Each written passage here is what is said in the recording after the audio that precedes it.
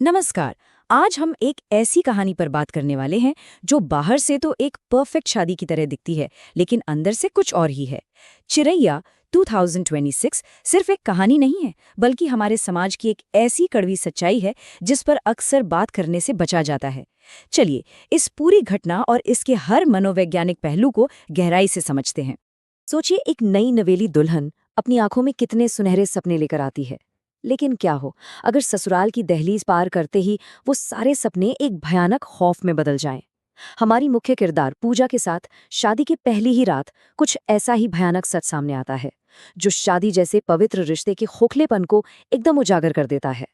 इस कहानी की मनोवैज्ञानिक गहराई को समझने के लिए कमलेश का कहा हुआ एक वाक्य बहुत अहम है। उन्होंने कहा था, औरतें जितना किसी बम के फटने से नहीं डरती, उतना अपनी इज्जत का तमाशा बनने से डरती हैं। और सच कहूं तो ये लाइन एकदम सटीक बैठती है। ये हमें उस भारी सामाजिक दबाव का एहसास कराती है जो अक्सर पीड़ितों को अंदर ही अंदर घोंट कर चुप रहने पर मजबूर कर देता है। तो चलिए, कहानी के पहले भाग से शुरू करते हैं। एक खूबसूरत शुरुआत। अब यहाँ कहानी के दो मुख्य किरदारों को समझना बहुत जरूरी है, क्योंकि दोनों की सोच में जमीन आसमान का फर्क है। एक तरफ है पूजा, जो इंग्लिश ऑनर्स ग्रेजुएट है, बहुत ही कॉन्फिडेंट, मॉडर्न और अपनी बात रखने वाली लड़की। और दूसरी तरफ है कमलेश, जो एक पारंपरिक सोच वाली गृहिणी है। वो अपने देवर अरुण को अपने सगे बेटे से भी बढ़कर मानती हैं। यही वैचारिक टकराव आगे चलकर इस पूरी त्रासदी की सबसे बड़ी वजह बनता है। चीजें यहाँ बहुत ही तेजी से बदलती हैं। ध्यान दीजिएगा, पहले दिन रिंग सेरेमनी होती है, दूसरे दिन किसी विरोध प्रदर्शन की वजह से सगाई टूट जाती है, लेकिन उसी दोपहर पूजा कमलेश से जाकर माफी मांग लेती है। और फिर सीधे आता है 10वां दिन, यानी शादी का दिन। अब यहाँ एक बहुत ही क्रिटिकल पॉइंट है। शादी वाले दिन पूजा को बहुत तेज बुखार था। उसकी ये शारीरिक कमजोरी आगे की कहानी में एक बहुत ही दर्दनाक और क्रूर भूमिका निभाने वाली है। यहीं से कहानी अपने दूसरे और सबसे खौफनाक पड़ाव में प्रवेश करती है। एक खौफनाक रात। शादी की उस रात पूजा तेज बुखार और बदन दर्द से बुरी तरह टूट रही थी। उसने साफ तौर पर कहा कि उसे आराम करना है, लेकिन उसकी इस हालत को, उसकी असहमति को पूरी तरह से नजरअंदाज कर दिया गया। पति होने के गुरूर और मर्दानगी के झूठे नशे में अरुण ने अपनी ही पत्नी की हालत की परवाह किए बिना उसके साथ जबरदस्ती की।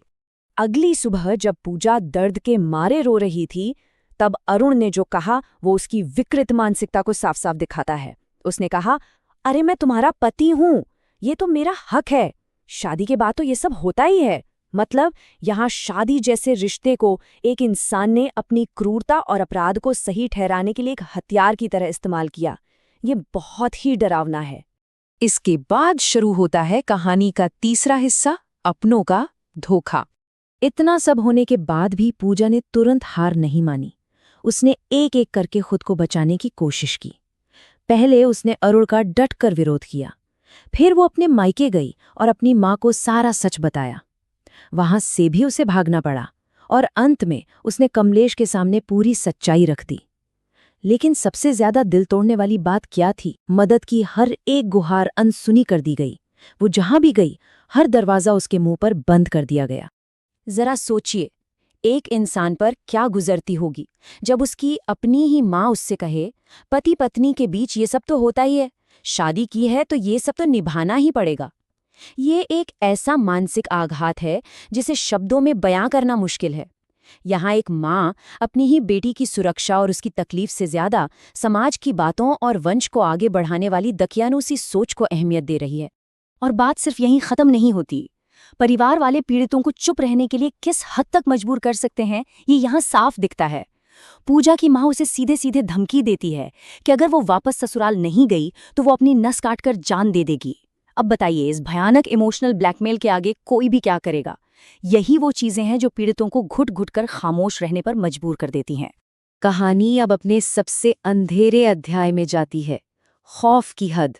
जब पूजा कमलेश को सच बताती है तो कमलेश का अरुण पर अंधा विश्वास हर चीज पर हावी हो जाता है। वो सच सुनने के बजाय उल्टा पूजा को ही जोरदार थप्पड़ जड़ देती है। ये हमें सोचने पर मजबूर करता है कि कैसे परिवार के अंदर गहराई तक बैठे हुए हमारे पूर्वाग्रह अक्सर अनजाने में ही सही, लेकिन एक अपराधी को सुरक्षा कवच दे देते हैं। इसके बाद आता है हनीमून ट्रिप। बाहर से देखने में सब कुछ कितना परफेक्ट लगता है ना, खूबसूरत पहाड़, सुंदर वादियां, लेकिन इस मनमोहक नज़ारे के पीछे का सच एकदम रोंगटे खड़े कर देने वाला था।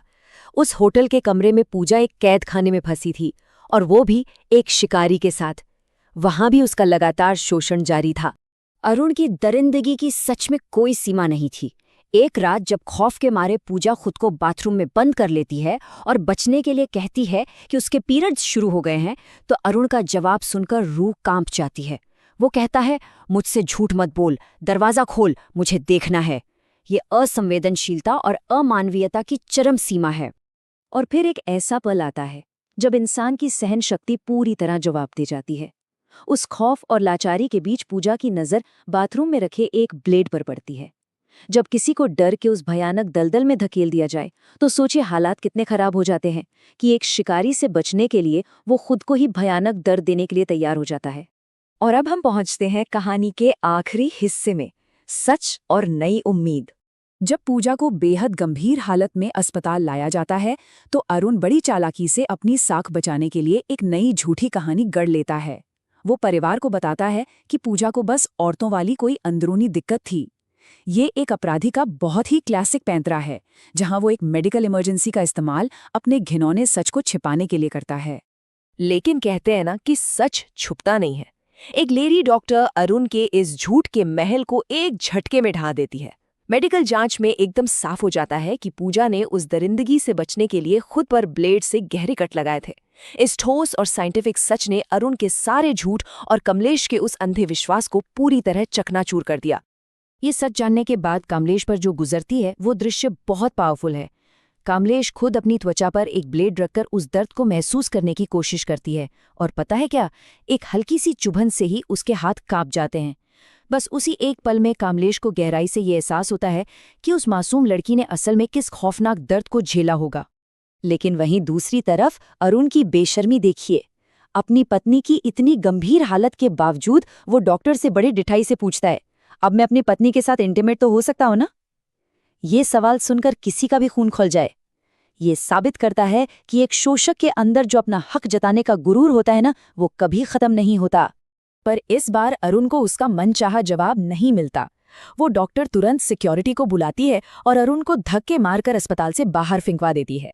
सच कहूं तो डॉक्टर का ये कड़ा और गुस्से वाला कदम उस जरूरी रिएक्शन का प्रतीक है जो हमारे पूरे समाज को ऐसी हिंसा के खिलाफ दिखाना चाहिए। एकदम जीरो टॉलरेंस। तो अंत में ये पूरी कहानी हमारे और आपके सामने एक बेहद गंभीर सवाल छोड़ जाती है। पूजा अब मौत के मुंह से वापस लौट आई है और पूरी सच्चाई सबके सामने आ चुकी है। तो अब आगे क्या होना चाहिए? क्या शादी और झूठे सामाजिक सम्मान को बचाने के नाम पर अरुण को माफ कर देना चाहिए, या फिर उसकी पूरी जवाबदेही तय करते हुए उसे एक ऐसी कड़ी सजा मिलनी चाहिए जो पूरे समाज के लिए एक ना भूलने वाली मिसाल बन जाए? सोचने वाली बात है ना?